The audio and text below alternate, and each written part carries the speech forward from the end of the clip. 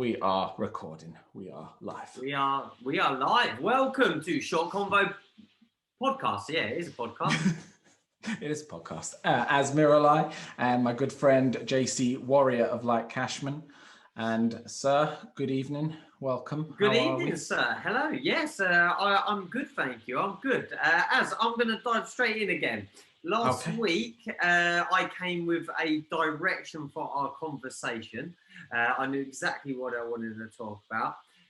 This week, I would like to put forward, we can either go straight down the rabbit hole of deep and thoughtful conversation and maybe come out with a bit of light at the end, or just have a bit of light-hearted convo to start it off and maybe go down the rabbit hole. What are you feeling? You know what? Is there anything you wanted to bring to this convo? I've got some things if you want to go there, but I'm actually quite happy to go down the rabbit hole today because you're up for that. I'm up for that. I've had a couple of days of what I'd call surface days, where I haven't really gone to any depth with almost anything. I've kind of just been simmering and bubbling on the surface. Okay. So I'm actually got the taste for a bit of in-depth conversation. If you have a particular topic you wanted to sink your teeth in. Particular topic, we could go down a whole rabbit hole. Any reason for the surface days? I like that way of putting it. Yeah, I kind of think it's a defense mechanism, but I don't know what it's kind of defending against. But I feel like it's like trying to protect me, because if I go down a rabbit hole right now, I might not come back up in time. That's what I think it is, but I don't know. But it's when been you going say on a for surface, you mean the surface of a rabbit hole, as in, before you go down it, or do you mean something different by that surface? So I'll give you an example. Let's say I hear something, let's call it in the news. If I wasn't in this surface mode, I'd probably read it and have a think about it and ponder it and go down the rabbit hole of it. Whereas now I hear things and I just go, okay. And I don't take it anywhere. I don't think about it. I don't give it any time and attention. Maybe it's because I'm trying to keep busy with other things and be productive. And I just know that if I give it too much attention, any particular thing, that I will get lost in it a little bit. So I think that's what I mean by it. But being on the surface. Yeah. I don't know what that bug is that floats on the water, but that's what I feel like. You're a bug of water. Yes, bug of water. Well, let's see if this takes us down the rabbit hole. I just put Poppy, our youngest 6-year-old, to bed, and she is like a proper chatterbox. Absolutely love it. She always has questions all the time. And she turned to me and she said, "Daddy, if you had 3 wishes, what would you wish for?" And I didn't want to just come out with, I want to wish for a fancy car, wish for it. I wanted to come out with things that you can't set as a goal as such, because it's out of your control. Did that make sense? So the first thing I said is I wish for us, as in family, as I meant her, the girls, my Wi-Fi, and of course yourself, close friends. I wish for good health, because I believe if you've got good health, you can then pretty much work towards anything else. If you don't have good health, then you've got to make yourself healthy before you start doing anything. So I said to her, I wish for good health. And then I was actually finding it difficult to think of something else. If you had, she said, like, you've got 3 genie, it's like the genie film, you've got 3 wishes. So we're like, for instance, she said, "Oh, would you like, a forest to go camping or something like that?" And it's like, yes, but I wouldn't use a wish for that, because one day we're gonna own a bit of land that I can go next to where we live and camp. That's just a goal that I'm going to work towards. Anything materialistic, I believe you can work towards it. You can work hard enough, you can apply yourself to get it. So I wouldn't want to wish a wish on something like that. So what wish would you like? Maybe we could try and together come up with 3 wishes, or individually have 3, so 6 in total. Does something straight away come to your mind? What comes to mind is why and how this would be so tricky, because effectively what you're being offered there is cheat codes to the game of life. Yeah. Yeah. But any game that you've ever played where someone gave you the cheat codes, the game is instantly not as fun because all the challenge gets removed. So like that's why you wouldn't wish for the land, because it's not going to be as satisfying if someone just gives you the land as is if you had to work for it, and then it truly feels like your land. So I think that's the trap you fall into, and why you say, I wouldn't just wish for all the money in the world, because then, what's that really going to do? It's not really anything of any depth. So I guess one would have to be... Would good health be a wish for you? Would you agree with that? Well, I'd agree with it in the sense that, I would love to know that none of my family are going to get cancer, that none of my family are going to die prematurely, that we're all just going to get really old and die comfortably in our own beds. But at the same time, I know people, and I know you know people who have come through, real bad illness, adversity, and it's made them who they are. So it's like they wouldn't, even if they could go back in time, they wouldn't change it because it made them. Yeah. So it's like, I would wish it, but at the same time, there's something in the back of my mind going, do you want that? Because then it's like, it's so predictable, isn't it? You're going to live till 90 odd, and you're going to fall asleep in your bed and go peacefully. But then what's wrong with going peacefully? I didn't. No. I think it would be one of the ones. Okay. And then I think one of them would have to be, because that is quite selfless, but not selfless in the sense that you're kind of doing it for your own peace of mind, aren't you? That you don't need to worry about it. So I think a second one would have to be something completely selfless. It's actually, although it's your wish, it doesn't really benefit you at all. Okay. That's where I'd go with one to kind of make it satisfying. Well, would you be able to call that on nature then? So for us to, going back to what we spoke about a few podcasts back, David Attenborough documentary, would you use a wish to like reconnect us with nature, as in become wild the planet again, as in take away pollution and all the, just become in balance, the human race become in balance with nature again? And I feel that would be a selfless act to nature. Exactly. Yeah. And I'd fix something like, global warming, that I'd want to wish for a fix for that, because in my lifetime, and even in my kids' lifetime, that's not really going to have a real effect on me.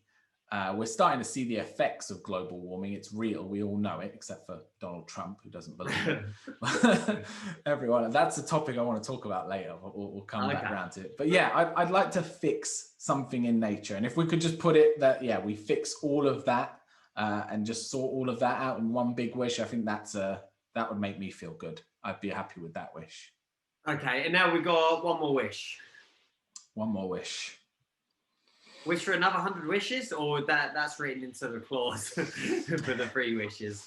I might wish for, I think time is the most valuable commodity, and time is the one thing you can't get back. I don't know if I'd want to wish for just more time for myself, because then you're gonna watch all your loved ones die before you, and that's probably not gonna feel too great. Yeah. But I might ask for the ability to repeat a few moments in time, like maybe have like a little remote or something. And let's say you just have the perfect day. You just get to press a button and you get to just relive that day. You can't change anything. You can't affect it, but you just get to experience it twice over. Yeah. Maybe something like along them lines. That's where I'd go. That I'd do something with time without messing with time. Yeah. Well, I'm happy to leave those 3 wishes. I feel content. I can sleep tonight. I won't be thinking about wishes. So, all right. Well, go for it. Go on. I'd like to take us down another rabbit hole. If you're happy with that rabbit hole. Yeah, cool. That rabbit hole, I'm good now.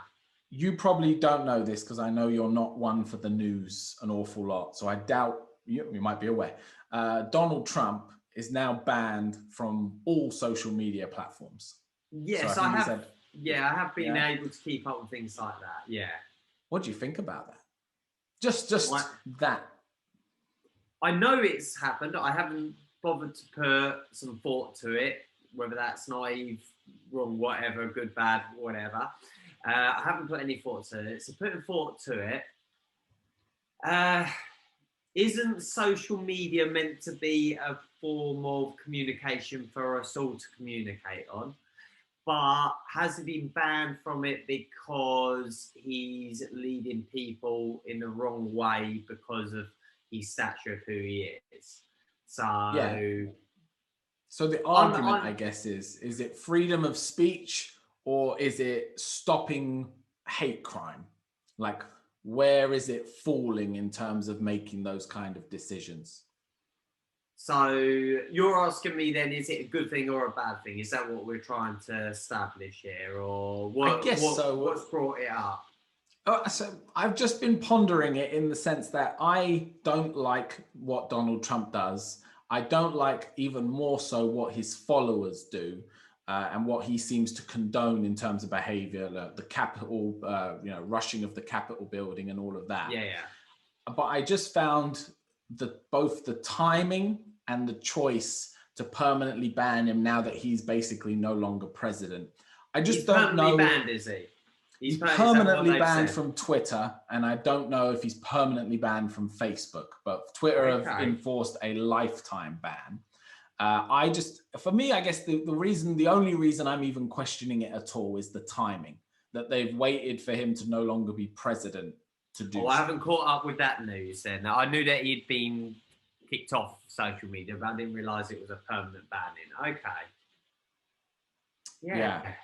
It's just, I don't even have a full developed opinion on it yet. I just have pondered it in the sense of he's obviously a man of huge influence, and I don't like what he does, and a lot of people don't like what he does, but a lot of people do. And therefore, does that mean his voice is still invalid, even though what his actions seem to kind of predicate and make is hateful behavior, which we don't want, which we don't condone? Yeah, I don't. It's just I just find it as a bit of a sticky topic. Yeah, I think quite fascinating actually. I like that you brought it up. Well, thinking about it, are we going back to that Social Dilemma documentary, which was about the social media? Are we refraining? Are we starting to do what they said on that, where you're not giving people opportunity to hear the other side and make your decision on it? So, for instance, Trump, I hear him say stuff, but I choose to listen or not. I choose to act on it or not. I choose, but I'm still hearing it, so I can still have an opinion on it. Is it like that, or are they effectively stopping a Hitler from rising up and causing, like Trump hasn't, to my knowledge, created a genocide against people? I don't think he's had that influence. I might be wrong. Tell me if I'm wrong. I do not think he's killed loads of people directly anyway, but Hitler did, didn't he? And did he not do that through media and basically influencing, brainwashing people? So is that maybe why they've done it? Yeah, I mean, I think they did it as a direct response to what happened at the Capitol building, and I think he's been effectively pinned as the reason that has happened, and I guess I haven't really. Maybe we're going into this a bit too blind, having not read enough to know what we're talking about. But there we go. we'll go in anyway. I think they are trying to protect people from his next set of actions, because his actions so far seem to have led to bad things happening. Or is it more ethical? His influence. Yeah. Is it more ethical to do that? Like, for instance, on the telly at any given time, our child could put on a inappropriate movie, series or something, and would see inappropriate violence, excuse me, sex or whatever, inappropriate. As parents, it's our duty not to expose them to that. I think there is certain things you should be a certain age to be exposed to, and there's obviously proof out there to that. So is that what the social media is doing, effectively parenting, because they are the parent of or the owner of this massive device, basically.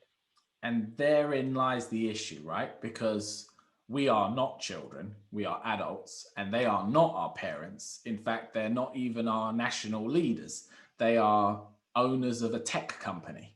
Yeah, but they're national leaders. They run the world now, don't Yeah, they? they do. But that's the problem, right? Because Mr. Zuckerberg, being someone who would be considered, I think he's considered a liberal, like a lefty, he doesn't like these extreme right ideas. And on his platform, he has the power to effectively censor these ideas. Like he can take away that man's ability to reach out and influence. But obviously, the question is whether or not that influence is damaging or not, but also whether or not it's Mr. Zuckerberg's place to decide that. Yeah. Well, I only spend 30 minutes a day on social media.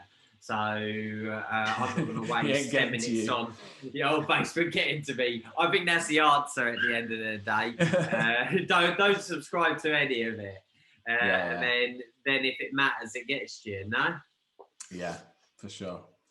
For sure. I think, I guess Trump is fascinating in the sense, again, I don't find Trump very interesting, but I find the people who follow him really interesting. Oh, the whole scenario of a businessman like him who's running a TV show about making yourself rich, then becomes the president of the world's most powerful nation. It's like,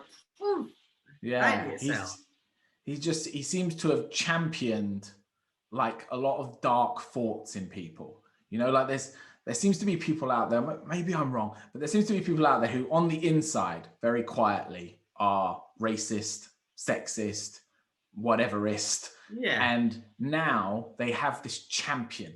They have this guy they can turn to and go, see, this is how I feel. And he's telling me it's okay to feel like this. And it's okay to voice it. And it's all right to think it. And they've rallied behind this man in a way that I don't think anyone quite expected.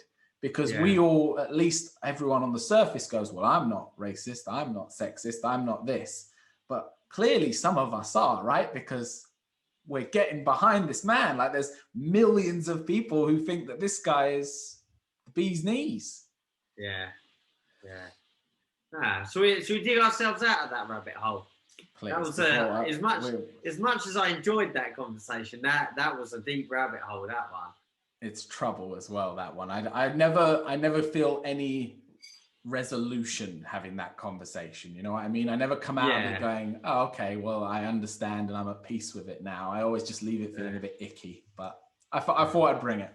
Oh, I won't lie. I enjoyed the conversation, and maybe it'll simmer away in the background, and we'll find some peace with it or something at some point. Exactly. Right, I've got to follow. This is what I was going to come in with, a lighter side of things.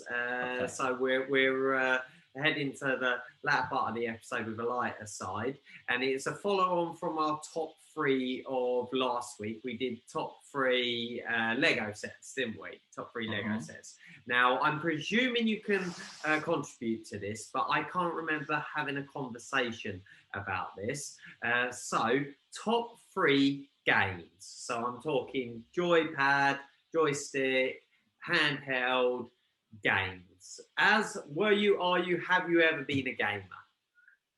Yes. Yes, there's a word. I thought so, but I can't remember us having this convo. Yeah, I've not ever been what I would call passionate about gaming. I've never spent mad amounts of time doing it, but I have through my entire life enjoyed gaming to some extent or another. Yeah. I have. As a child, I spent massive amounts of time gaming. I wouldn't say I'm a nerd, but I had a massive amount of time gaming, to the point where my dad suggested we move the telly out of the bedroom upstairs, my bedroom, because I was on it too much. Was it a certain console, or did it go over a few generations?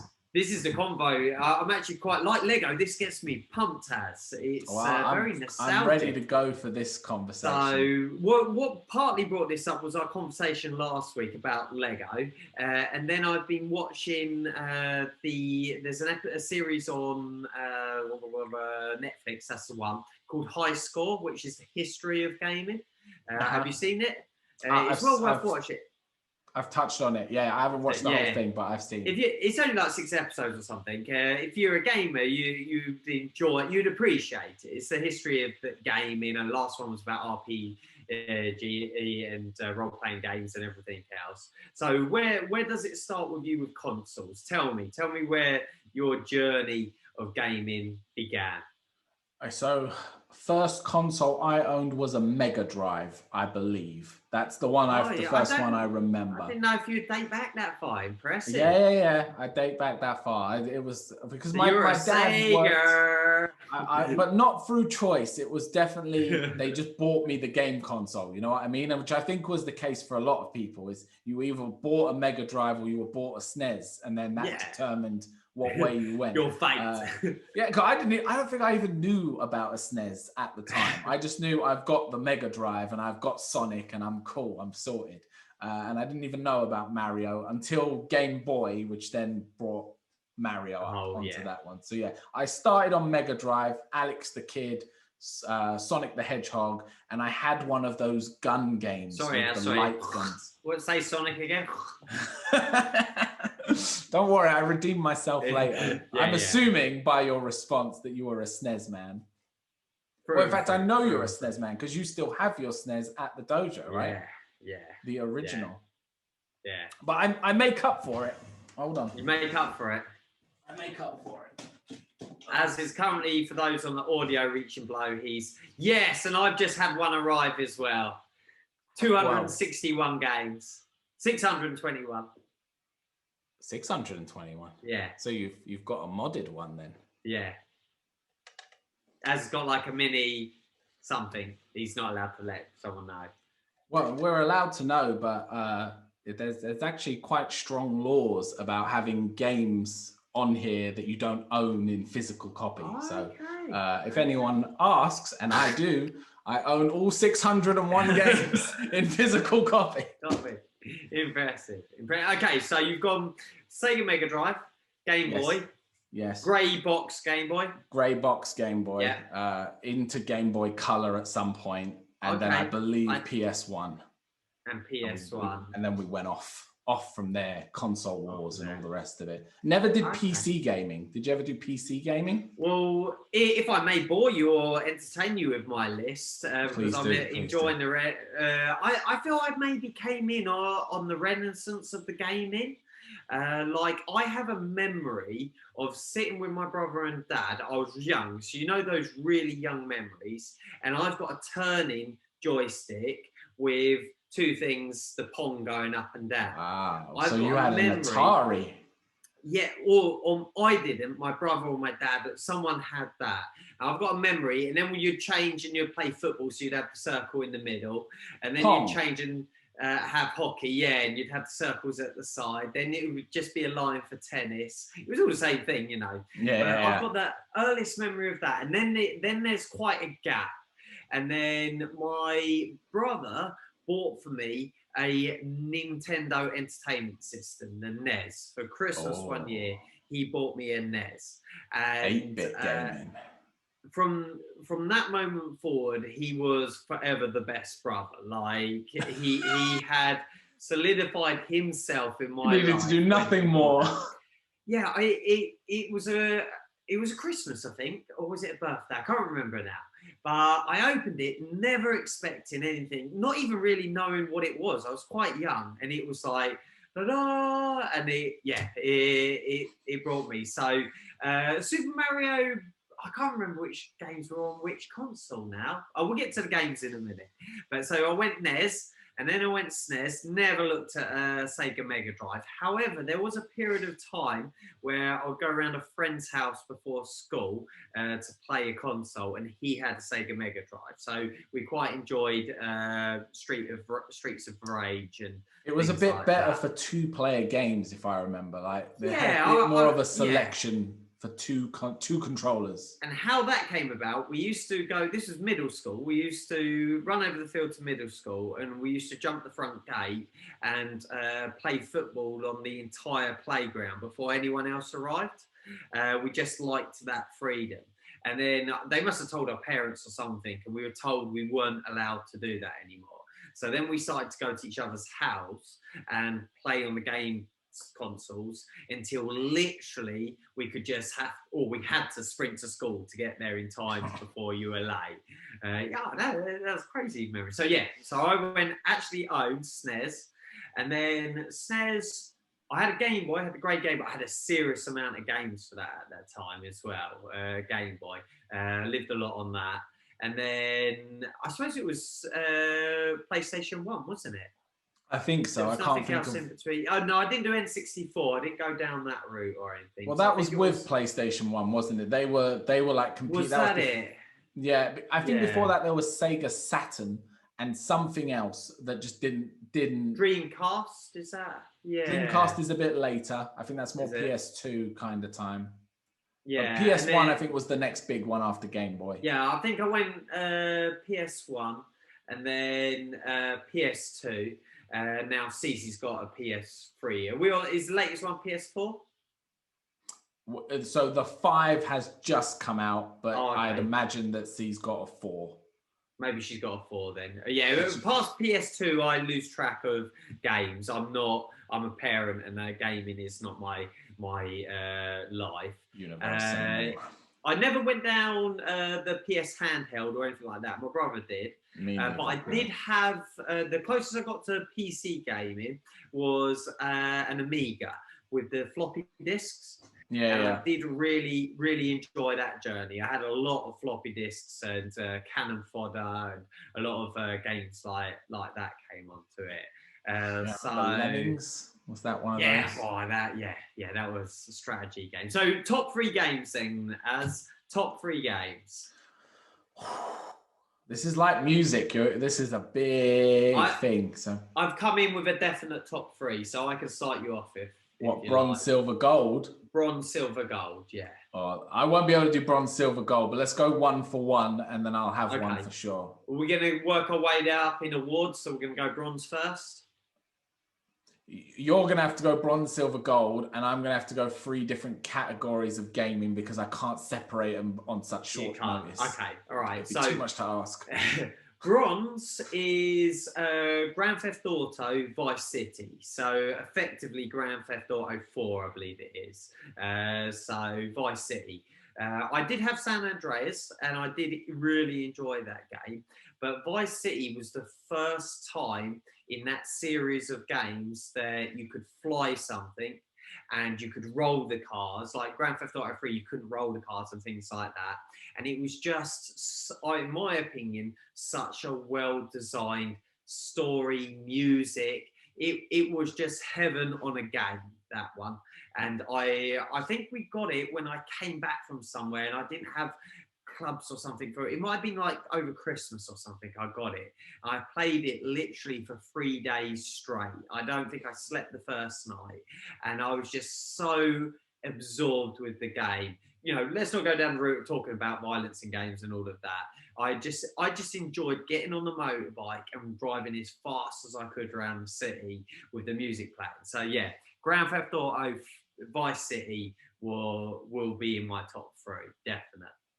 Great choice. Out of principle, I won't take any of your top 3, even if I feel like they would have been in mine. But please give feedback. Would that have been? I loved Grand Theft Auto games, and I know exactly what you're saying, because I think that was the first game where you basically felt like you could do anything. You had freedom, yeah. Yeah, it was like real. I think open world was existing before that, but it was the first one where you could just go up to someone, shoot them, and that's it. That was your choice, and there was just so much you could do. Like you said, I didn't you want to could shoot fly. people, As. There was I a just boat. wanted to park cars nicely. And there's a great video of a grandma playing, I think it's GTA 5, and she's just going up to people going, "Do you work for British Gas?" And then smacking them over the head with a bottle, going, "I'm going to get you, you British Gas bastards. Put my bills up." Excellent. Yeah, it's a great bit. She's like 80. she's having the time of her life. Yeah. So you credit Auto, the Grand Theft Auto series, but you're not gonna I do. steal Yeah. that. Like, I have owned and played number 5, which is the most recent one, which I really think is like their pièce de résistance. I don't know what number 6 will be like, but so far number 5 truly is just an awe-inspiring game in terms Could of I just the scope. before you throw out your choices, I don't want it to influence it as well, as we're just talking about gaming. We've recently played, as in CC and I have got into gaming, more so her playing it and me watching it, but when it gets a bit tricky, or if I've got a skill set like stealth, I'll jump in. And on that side of thing, Metal Gear Solid, it's not in my top 3, but that was a hell of a game. It's just too short. But we've just played Red Dead Redemption. We finished that over the holidays, and we started The Last of Us. So Red Dead Redemption 2, the cowboy one, and Last of Us, zombie apocalypse. And I'm not counting those personally. You may go down any route you like, as of course, but personally as games. I don't think they're games. In my opinion, my coming into games, they're not games, they're movies. I'm playing movies. They're so well written, the story, they're so well designed. In my opinion, they're no longer games. They are playing movies. But yeah, that's my opinion. I hear you. All right, well, number 3 for me is going to have to be, and this is the first one that came to mind when you brought up the topic of games, Doom 2. Okay. So the old school Doom, which I think I actually played on a Packard Bell computer, if you ever remember those old things. Yeah. And that was the first time it was me, but that was also... You got to shoot it! This was one of the things where, like you're watching CC play, my dad would watch me play that game.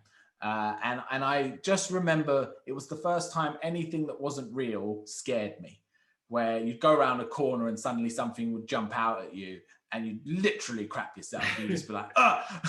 And it was like the game had a real effect on me. And then I remember actually getting like immersed in it. Like I would be completely locked in as if it was me in there shooting stuff. Yeah. And I just, the sound effects and the level design, all of that stuff, I just thought it was the best thing ever. But it's just simple, very simple, basic 3D shoot 'em up, but solid game. Plus chainsaws.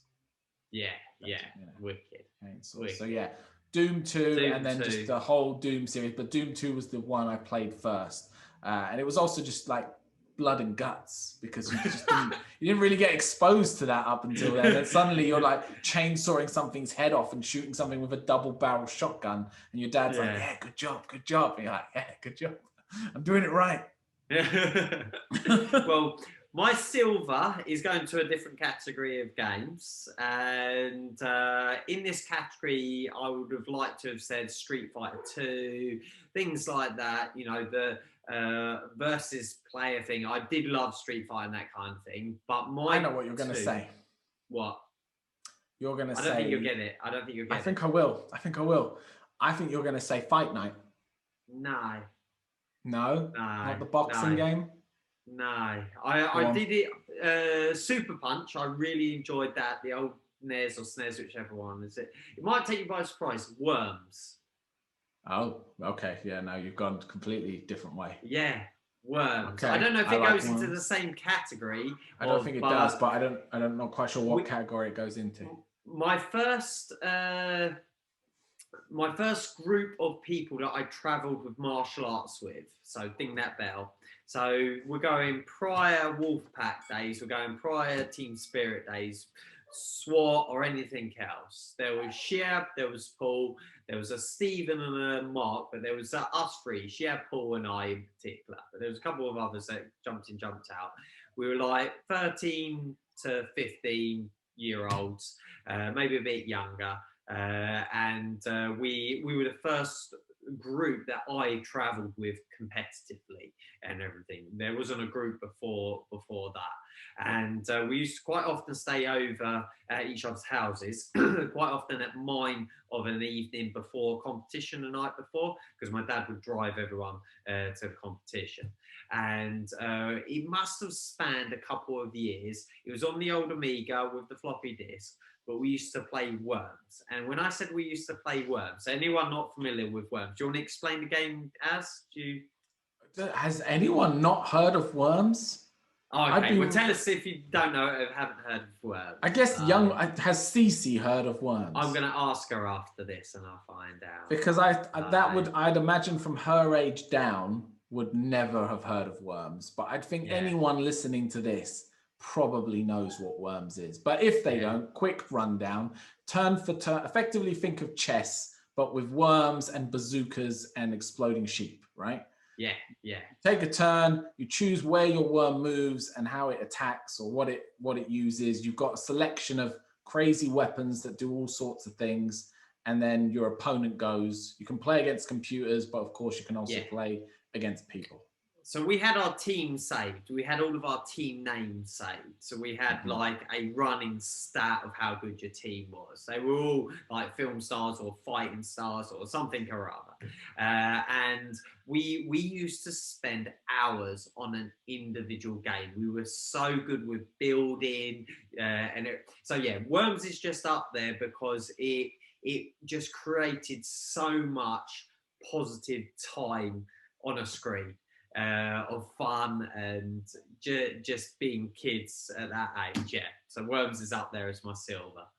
I guess the equivalent of that these days is Fortnite, which is that battle royale kind of thing. In terms of a social game, I'd imagine that's like the closest thing. I've never come into online gaming or the platform of Code of Honor or Call of Duty or anything. I've never touched on that, so I'm not putting that into the movie or the category.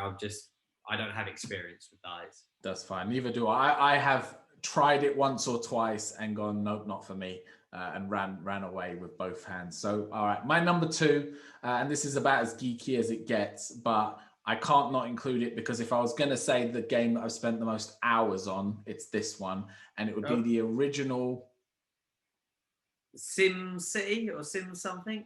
No, but you're in the right kind of world in terms of like basically a game that just requires you to give your life to it in order to get anywhere. It was the original Pokemon games on the Game Boy, Blue and Red. And oh my God, like if I put a lot of hours into those games. You were invested. I was invested. And it was because that was the first thing I had where you could go to someone else who had it. You plug in with the little wire to connect your Game Boys together, and then you battle each other. And I had this thing where I just have to dominate anyone who plays me at this game. And there was like 3 people, but I was like, out of the 3 people I knew at this game, I was like, I'm going to be better than both of you. And I remember putting a lot of hours into it. And I don't know what it was. It was just something very satisfying. I have a thing when I play games. I like to get to the point of being really overpowered, like basically being a demigod in the game, not through cheats, but through just leveling up to the point where no one can touch you. And you just walk through the game now as a living god and everything runs from you in fear.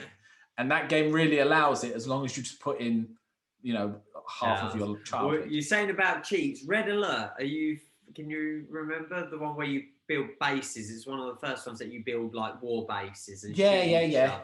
As in like the overhead kind of view. Yeah. So Red Alert on PlayStation 1, they brought out a cable that you could connect PlayStation 1s together, and you could have your own screen each. I don't know if you ever knew this. No, that sounds cool. So I used to have a friend would bring their PlayStation 1 round, and we'd get 2 tellies facing away from each other, and we used to play Red Alert against each other. So he'd have his screen, I had my screen. And I learned the cheat codes. And over a period of about a month, I strategically used them. So I'd drop one in at the start just to get a bit of a head start in building stuff. And then if he was starting to get an advantage, I'd nuke him, like cheat code, nuke him. And then he cottoned on to what I did, and I noticed his side. And then it all finished. I don't think we played it after this day when we slowed the whole computer down to dick, because we had created so many men and everything else, and then we never played it again. Nuked the game. Yeah. All right, so my gold, I'm going to have to mention, because I just feel like mentioning more than 3, Mario Kart. Mention. Yeah, I have to mention Mario Kart because that game, I think, is almost the perfect game. The original SNES Super Mario Kart.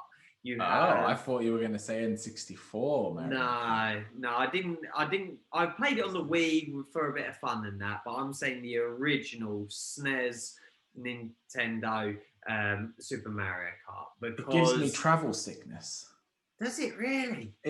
I keep trying to play it because I really enjoy it, but it makes me vomit. I have a real issue with playing that game. I don't know what it is. Maybe it's because I'm doing it on a HD TV instead of like an old box TV, but something about it really throws my equilibrium off. It's just the quality of the racing element of it is just so good. And the diversity of the characters, and it's lame in today's standards, but the diversity of the tracks and everything else. I used a lot of my waking hours on that game. But my top gold, and again, this is because of it, just that nice feeling that it gave me. I really wanted this game for Christmas. And I'd never had this done to me before, and we've done it now to our daughters. But my brother gave me my Christmas present. It was my brother again. And it was a huge box. And I pretty much opened everything else. And I was a bit like, oh, I've not got Super Mario 3.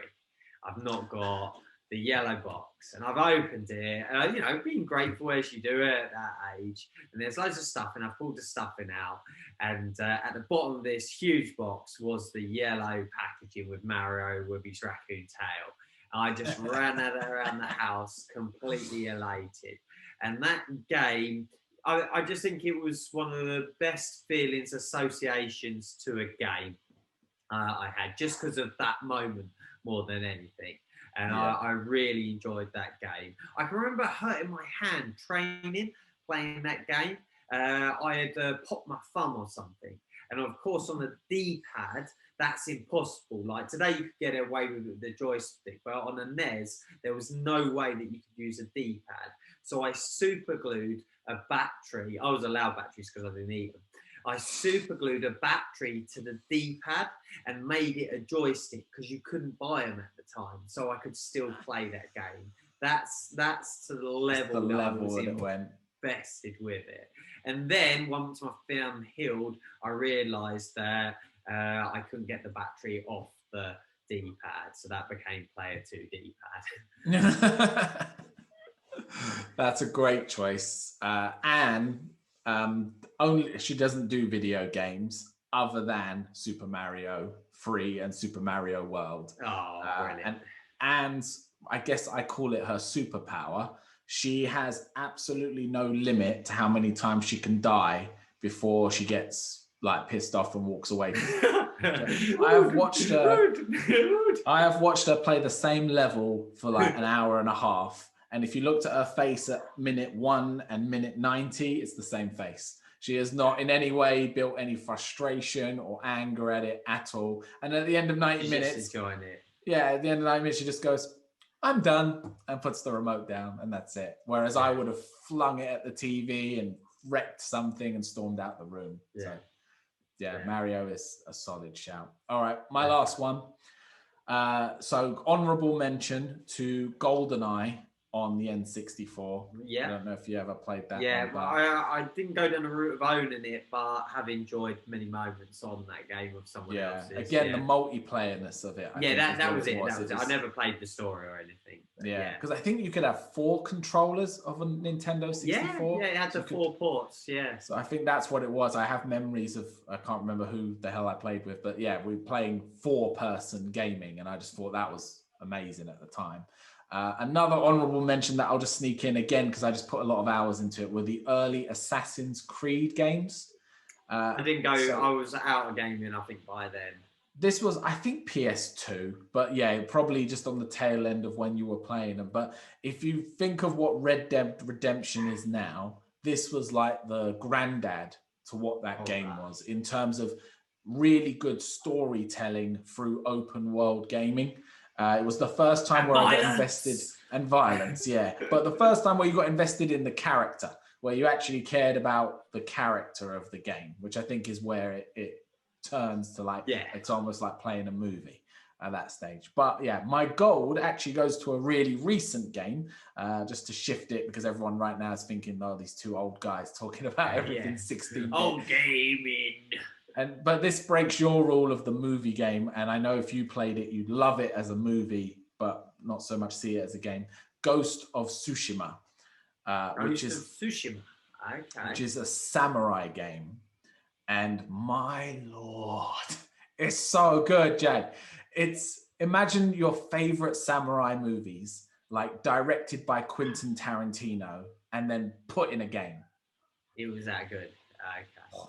It's just got everything you want from a samurai. The standoffs where they kind of unclick the sword and then the leaves brush past, and then they got what was that game?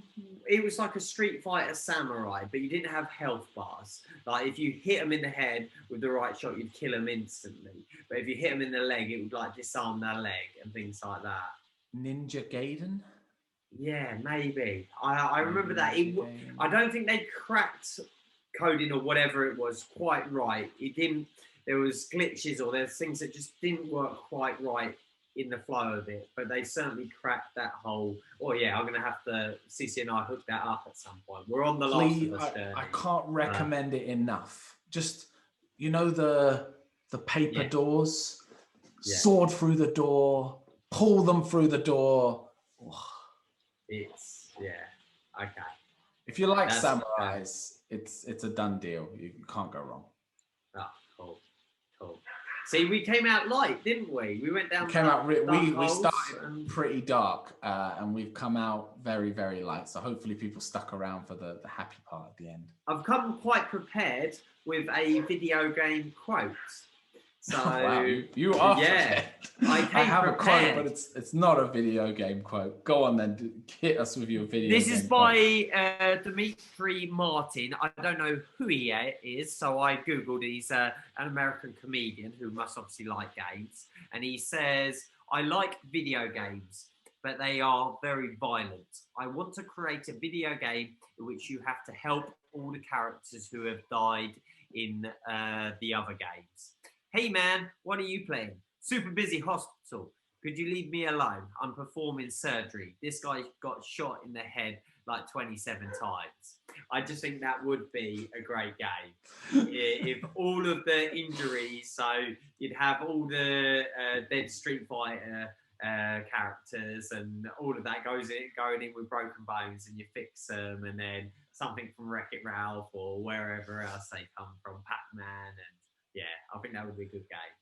Well, in the world of Grand Theft Auto now online, because it's now a massive online game where you can everyone's there. There is a group of people, a sect of people who play the game by the law. So some people play police officers, some people play citizens, etc. And you get pulled over by someone who's playing the game as a policeman, and they give you a parking ticket. And you say, "Yes, sir, sorry, sir, I was going to see my wife, blah, blah, blah." And they go, "Oh, we'll let you off this time." And they drive off. So in the game, you can actually give them a parking ticket? I don't know how it goes in terms of if you're just role playing and playing along, or if they've kind of put these mods in. I've never looked into it. I just know it exists, where there are people out there who have took Grand Theft Auto and said, "We'll play it by the rules." PC. And madness, absolute madness. So my quote, and this comes with a film recommendation for everyone, Soul on Disney Plus, for anyone who's into a Disney S-O-U-L, Soul. Soul, yeah, as in your soul. And it's a beautiful movie. It's an animated film. I think it's one of the first animated films with an all-black cast, which is very refreshing to see. You don't quite realize that you've not seen many animated black people until you watch it, and then you see them kind of with all their characteristics, and you go, oh wow, there's not actually many of these. So beautiful, worth a watch. I think it's brand new, and it's a really nice story of life and death without getting too much into it and spoiling it for anyone. But there was this quote in it, and this was when this guy was getting a little bit upset about not finding his passion or his way in life. And this was the quote. This fish swam up to an older fish and said, "Hey, I'm looking for the ocean." The older fish says, "You're already in it." The fish says, "What, this? This is the ocean, but this is just water. I'm looking for the ocean."